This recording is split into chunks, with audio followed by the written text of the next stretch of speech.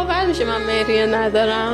به خدا قسم، به خدا اصلا زشته، خیلی زشته برام، خیلی مهریه چیز زشته.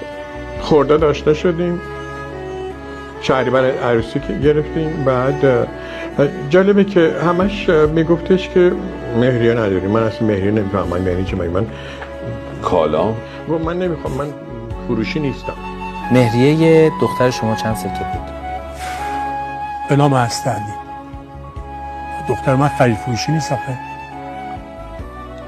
دختر من فروش انتخاب کرد بر مبنای عقلش و چقدر هم افتخار میکنم که یه شایستری انتخاب کرده که فقط مرد انسان در کار مردمیه. شما مهریه‌تون یه شاخه گله؟ گل میخک سفید. گل میخک سفید.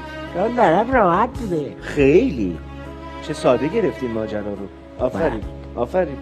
برای اینکه من کاراکترش مهم بود برام. آره من میدونم این در دامنه چه پدر مادری بزرگ شده. ماشاءالله. خدا رحمتشون کنه. خدا رحمتشون. من عاشق اون دوتا مهر من فروشیه. گفتم نه، من خواستم خواهش کنم از دختر خانوما قربونتون برم با مهریه شوهرتون آزار ندین. مهریه یه چیزی روحه ولی زندگی عمیقه و تفاهم ما رو به اینجا رسونده و چقدر خوشحال میشم زن شوهر با هم خوشبختن. آرزو میکنم همه همینطور باشن.